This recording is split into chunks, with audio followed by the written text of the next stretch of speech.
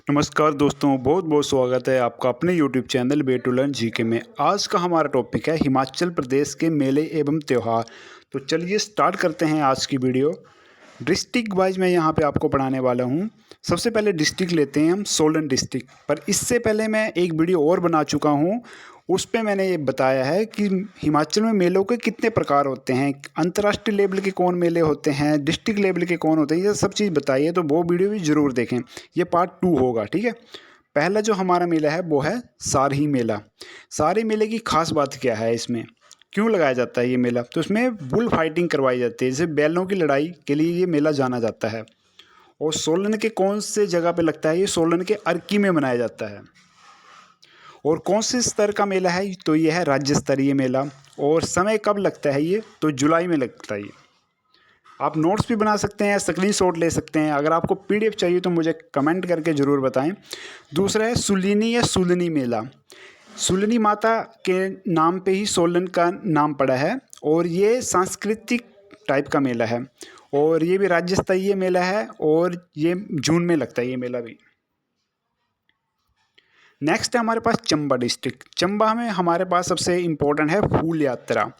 फूल यात्रा ये एक मेला भी है और एक फूल यात्रा नृत्य भी है। अगर पूछा जाए फूल यात्रा नृत्य कहाँ किया जाता है तो वो भी चंबा में किया जाता है। फूल यात्रा मेले की खास बात क्या है? इस मेले में पांगी के लोग सर पे फूलों का हार लगा के प्रदर्शनी करते हैं और जिला चंबा के ये पांगी में मनाया जाता है। याद रखना, फूल यात्रा कहाँ मनाया जाता है? तो पांगी में। कौन से लेवल का है ये? तो ये डिस्ट्रिक्ट लेवल का है, जिला स्तरीय है। समय अक्टूबर महीने में। दूसरा है हमारे पास सूही मेला। इस मेले की खास बात क्या है? इस मेले में सिर्फ बच्चे और महिलाओं की ही एंट्री होती है, बाकी और पुरुष इसमें मेले में नहीं जा सकते हैं, ठीक है। और ये मेला रानी सुनैना देवी जी, जो कि साहिल बर्मन की पत्नी थी, उनके बलिदान की याद में मनाया जाता है। जब चंबा शहर में पानी की बहुत किल्लत या कमी हो गई थी तो पानी लाने के लिए रानी सुनैना देवी जी को अपना बलिदान देना पड़ा था और जिंदा इनको चिनवा दिया गया था। इनकी स्टोरी मैं भी आपको बताऊंगा कभी, इनके बारे में अलग टॉपिक लेके आऊँगा मैं। तो ये जिला चंबा के भरमौर में मनाया जाता है सूही मेला। ये भी जिला स्तरीय है। और कब मनाया जाता है? ये अप्रैल में मनाया जाता है। नेक्स्ट हमारे पास तीसरे नंबर भरमौर यात्रा। तो भरमौर यात्रा ये चंबा के भरमौर में, अब ये तो पता ही होगा कि भरमौर यात्रा तो चंबा के भरमौर में ही मनाई जाएगी। और ये भी जिला स्तरीय मेला है। कब लगता है? अगस्त में लगता है। छतराड़ी यात्रा, इसकी खास बात यह है कि देवी माँ की पूजा की जाती है इस मेले में। जिला चंबा में है, जिला स्तरीय है और ये अक्टूबर में लगता है। और वेरी वेरी इंपॉर्टेंट है इसमें मिंजर मेला। मिंजर मेला, यह मेला साहिल बर्मन द्वारा शुरू किया गया था और इस मेले में वरुण देवता की पूजा की जाती है। वेरी इंपॉर्टेंट है, पूछा जाता है कि मिंजर मेले में किस देवता की पूजा की जाती है? वरुण देवता की। और मिंजर का मतलब क्या होता है ये पूछ लिया जाता है। तो मिंजर मक्की के ऊपर लगे फूलों को कहा जाता है और इन फूलों को ही वरुण देवता को रावी नदी के किनारे चढ़ाया जाता है। ये भी याद रखना आपको, ये क्योंकि आपको पता होना चाहिए कि रावी नदी चंबा को 2 हिस्सों में बांटती है। और इस मेले की स्थापना किसने की थी? मैंने पहले बता दिया है, साहिल बर्मन द्वारा की गई थी। जिला चंबाई है और प्रकार इसका ये सांस्कृतिक मेला है। और लेवल स्तर कौन सा है इसका? तो ये इंटरनेशनल लेवल का मेला है। और समय कब लगता है ये? तो ये अगस्त में लगता है और ये लगभग 7 दिन चलता है। ये भी आपको याद रखना कि अगस्त में लगता है और 7 दिन चलता है। नेक्स्ट है हमारे पास मणिमहेश यात्रा। बहुत ही इंपॉर्टेंट है ये भी। और यह यात्रा जो है चंबा जिले के लक्ष्मी नारायण मंदिर से शुरू होती है। कहाँ से शुरू होती है? लक्ष्मी नारायण मंदिर से शुरू होती है और इसकी शुरुआत छड़ी के साथ होती है। माना जाता है कि अष्टमी वाले दिन यहाँ पर कैलाश पर्वत पर मणि के दर्शन होते हैं, ठीक है। और कौन से स्तर का है ये? तो राज्य स्तरीय मेला है ये। और अगस्त महीने के कृष्णा अष्टमी से शुरू होता है ये और ख़त्म कब होता है? राधा अष्टमी के दिन। तो कृष्ण और राधा आपने याद रखना है कि कृष्ण और राधा, कृष्ण वाले दिन शुरू, राधा अष्टमी वाले ख़त्म। नेक्स्ट आता है हमारे पास भोजरी उत्सव। इस मेले की खास बात क्या है? तो इस मेले में भी सूही मेले की तरह बच्चों और महिलाओं द्वारा ही भाग ले जाता है, पुरुषों की इसमें एंट्री नहीं होती है। और ये भी राज्य स्तरीय मेला है। और ये मेला लगता कब है? तो अगस्त महीने में ही लगता है, मणिमहेश यात्रा के ठीक 4 दिन बाद। ठीक है, तो आपने याद रखना है कि मणिमहेश अगस्त में शुरू होती है यात्रा, कृष्णा अष्टमी और राधा अष्टमी दिन खत्म होती है। उसके जब खत्म होती है तो 4 दिन बाद ये मेला लगता है, भोजली उत्सव। बहुत ही मुश्किल से या बहुत ही रिसर्च के बाद मैंने ये 2-3 बुक्स को इकट्ठा मिला के आपके लिए ये डेटा तैयार किया हुआ है। तो प्लीज़ सब्सक्राइब और लाइक ज़रूर कर लें वीडियो को।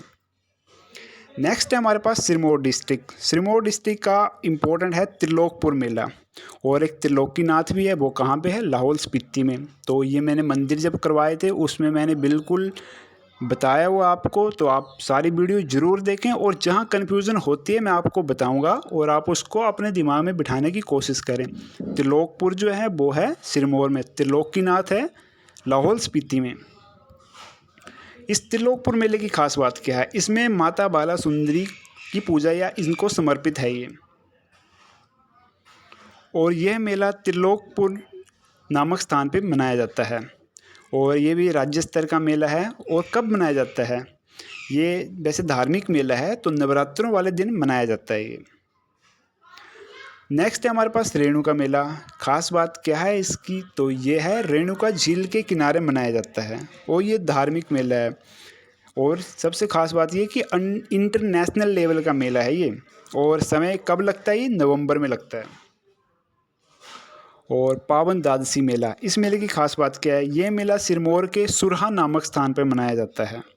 ठीक है, कब लगता है? ये सितंबर पे लगता है और ये डिस्ट्रिक्ट लेवल का मेला है।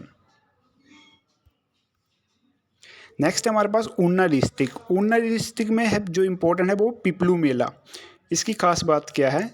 पिपलू से जैसे नाम से पता चल रहा है कि पीपल, तो इस मेले में पीपल वृक्ष की पूजा की जाती है। और ये जिला स्तरीय मेला है और ये मई या जून में लगता है। दूसरा है चिंतपूर्णी। चिंतपूर्णी, इस मेले में माँ चिंतपूर्णी की पूजा की जाती है। हिंदू धर्म के अनुसार माँ चिंतपूर्णी चिंता हरने वाली माँ है, या सभी लोगों के कष्ट दुख को हरण कर लेती है। और ये राज्य स्तर का मेला है और ये नवरात्रों में मनाया जाता है। नवरात्रे आपके जो अक्टूबर वाले लगते हैं उसमें। नवरात्रे भी 2 प्रकार के होते हैं ना, इसलिए। तो जैसे एक तो आपके अप्रैल में लगते हैं और एक लगते हैं नवरात्रे आपके अक्टूबर या नवंबर में। तो तीसरा है बाबा बड़बाग सिंह। बहुत बार पूछा गया कि बाबा बड़बाग सिंह मेला कहाँ लगता है। कई बार ऊना नहीं दिया होता है, एग्जैक्ट लोकेशन पूछी जाती है इसकी, कहाँ लगता है ये? तो ये लगता है मैडी में। और ये इसकी खास बात ये जो है वो है हिंदू और सिख धर्म दोनों द्वारा मनाया जाता है। एक मेला और है जो 3 धर्मों द्वारा मनाया जाता है, बौद्ध, सिख और हिंदू धर्म के द्वारा। कौन सा है? छेसू मेला। वो लगता है रिवालसर के झील के किनारे मंडी में। ठीक है, तो 2 याद रखने हैं आपने जो ज़्यादा धर्मों के लिए प्रसिद्ध हैं। और ये धार्मिक मेला है और ये लगता है जून में। नेक्स्ट है हमारे पास बिलासपुर। तो बिलासपुर का नलवाड़ी मेला। ठीक है, ये आगे आपका व्यापारिक मेला है और ये पशु मेले के नाम से भी जाना जाता है। और इसकी जो शुरुआत थी वो की थी कहलूर के शासक अमरचंद ने। और इसे 1889 में डब्ल्यू गोल्डस्टीन द्वारा शुरू किया गया था। आई थिंक यहाँ पे थोड़ी गड़बड़ी लग रही है मुझे। इसको जो स्टार्ट किया गया था 1889 में डब्ल्यू गोल्डस्टीन द्वारा शुरू किया गया था। और इस मेले में बैलों की पूजा की जाती है। तो ये नहीं होगा यहाँ पे। 1889 में डब्ल्यू गोल्डस्टीन द्वारा शुरू किया गया था। ठीक है, और ज़िला बिलासपुर के जुहनू मैदान में मनाया जाता है ये। और ये इसका समय जो है वो मार्च महीने में लगता है। दूसरा है नैना देवी मेला। इस मेले की खास बात यह है कि इसमें माता नैना देवी की पूजा की जाती है। ज़िला बिलासपुर में लगता है, राज्य स्तरीय मेला है और ये धार्मिक मेला है। कब लगाया जाता है? अगस्त महीने में। गुग्गा मेला। गुग्गा मेला बिलासपुर में लगता है, राज्य स्तरीय मेला है, धार्मिक मेला है और अगस्त के अंत में से सितंबर के शुरू में मनाया जाता है ये। चौथा है मार्कंडेय मेला। खास बात यह है कि इसमें मेला मार्कंडेय को समर्पित है ये, और बिलासपुर के जुखाला नामक स्थान पर लगता है। ये भी एग्जैक्ट पूछा था कि मारकंडा मेला बिलासपुर में कहाँ लगता है, तो ये लगता है जुखाला में। और ये जिला स्तरीय मेला है और धार्मिक मेला है। कब शुरू होता है? अप्रैल में शुरू होता है ये। नेक्स्ट है हमारे पास कुल्लू। कुल्लू में जो इम्पोर्टेंट है वो लगता है डुंगरी मेला। डुंगरी मेला, यह मेला हडिम्बा को समर्पित है और कहाँ लगता है? कुल्लू के मनाली में। मनाली से जस्ट 1 किलोमीटर ऊपर डुंगरी या हडिम्बा देवी का मंदिर भी है। तो ये जो है जिला स्तरीय मेला है और धार्मिक मेला है, और ये समय 14 से 16 मई तक लगता है। बूढ़ी दिवाली बहुत बार पूछा गया है ये कि बूढ़ी मनाली कहाँ मनाई जाती है, तो ये कुल्लू के निरमंड में मनाई जाती है। ये निरमंड याद रखना है आपको कुल्लू का। और इसका संबंध जो है महाभारत से है, और ये जिला स्तरीय है, धार्मिक मेला है और अमावस के दिन मनाया जाता है तथा 3 दिन चलता है ये। बुंडा उत्सव, ये भी बहुत इम्पोर्टेंट है, और इसकी खास बात जो है ये, इस मेले का संबंध भगवान परशुराम से है। ठीक है, और आपको पता है कि परशुराम कौन थे? तो रेणुका देवी के पुत्र थे ये। और हिमाचल का इसे कुंभ भी कहा जाता है, बुंडा उत्सव को। तो ऐसे पूछे कि हिमाचल का कुंभ किसको कहा जाता है, तो कहा जाता है बुंडा उत्सव को। तो अब कुंभ की बात हुई है तो मैं आपको कुंभ के बारे में बता देता हूँ। कुंभ मेला जो होता है एक जगह पे या 12 साल बाद लगता है, और हर 4 साल बाद लगता है ये। और इंडिया में ये 4 जगहों पे लगता है। कैसे याद रखना आपने? म से महाराष्ट्र, म से मध्य प्रदेश, ऊ से उत्तर प्रदेश, ऊ से उत्तराखंड। तो 4 स्टेट में लगता है आपका जो आपका कुंभ मेला होता है। ठीक है, तो हिमाचल में का कुंभ कहा जाता है बुंडा उत्सव को, और ये धार्मिक मेला है और 12 साल बाद लगता है। ये भी एक इसकी खासियत है।